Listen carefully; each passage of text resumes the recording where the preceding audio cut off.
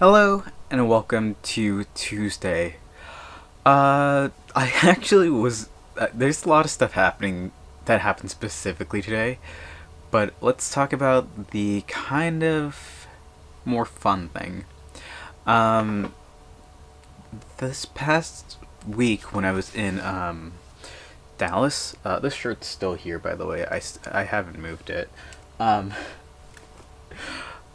I need to clean that up. I need to clean up a tiny bit more. Um, when I was in Dallas, my mom ended up deciding to buy just like those frozen like kind of dumpling things that you see at the supermarket, and one of the things that she decided she wanted to do today was make soup because you can boil it and do whatever with it, right? You can pan fry it, and she was like, you know what? Let's boil it, but like if we boil it, let's make it in like chicken stock or something. So she's like, I'm like asking her, okay, how do you want to do this? And she says, just take like the store bought chicken bouillon powder thing and just add it to the pot, and that's it. And I'm like, we're doing this the right way. So over the weekend, my dad actually bought um, I'm not sure if it was over the weekend. It might have been, maybe. My dad had bought a rotisserie chicken from local supermarket, and I think he's using that in his lunch for work tomorrow. So the point I made was like, if we're gonna be using, if we have our rotisserie chicken, might as well debone it and make some stock out of it, right? Um, so that's what I did. I deboned the rotisserie chicken, and then I was like, okay, where do we go from here? Well, I noticed that we had celery in the fridge that needed to be used up, so I'm like, okay. And if I'm looking around, I'm like, carrots. And of course, we have onions, so I made a mirepoix consisting of that and a tiny bit of garlic. So, chopped it up real nice, and then while I was deboning the chicken, I noticed that, like, it had, like, it's kind of gross, kind of like, but it's like amazing flavor. Um, when like meat kind of like sits for a while, like you get like the fatty kind of like gel.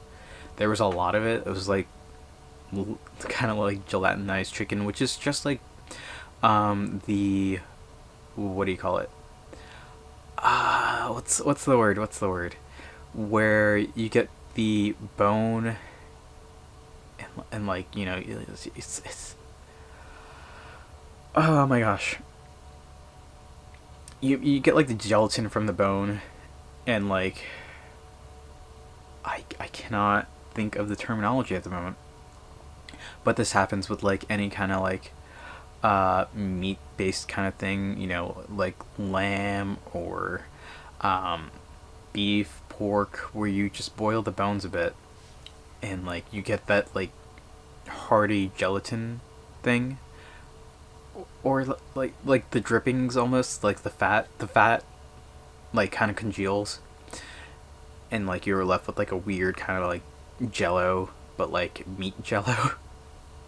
Oh, this is getting weird. Anyway, that was at the bottom of this rotisserie chicken container. I'm like, well, we gotta use this. So, took a big pot, tossed in the bones, added some water, set that to a boil, added the, um, added some peppercorns, added some bay leaves, and then I chopped off the tops of the celery and then tossed that in there as well. So that boiled for like an hour and a half, maybe 2 hours. Came out really good tasting, and then I was like, okay, I'm gonna use this opportunity to practice my knife skills, and that basically entails just me taking a knife and chopping away at those onions, chopping away at the celery and the carrots. As well as some garlic, but that doesn't really count. That's just like slap at the side of the blade and a little bit. But Um, it's no big secret that I'm a fan of cooking, and trying to like improve my knife skills is something that I've always tried to do. Mirepoix is a great example for doing that because it's just, three kind of hard vegetables. You get carrot, you get your onion, you get your celery. You could probably do this with bell peppers, but those are a bit softer, but it's still great to practice on. And it's just like great stuff. Like trying to practice that. I'm trying to be precise, trying to see like how small of a cut you can make, how quickly you can go.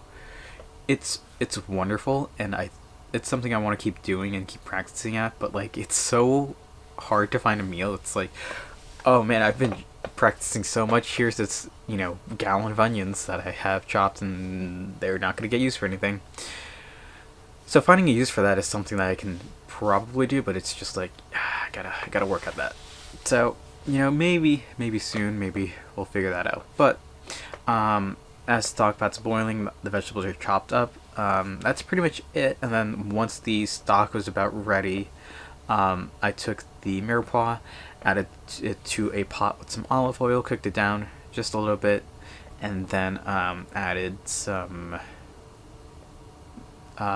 the stock to that after straining off everything, and then added the gelatinized chicken.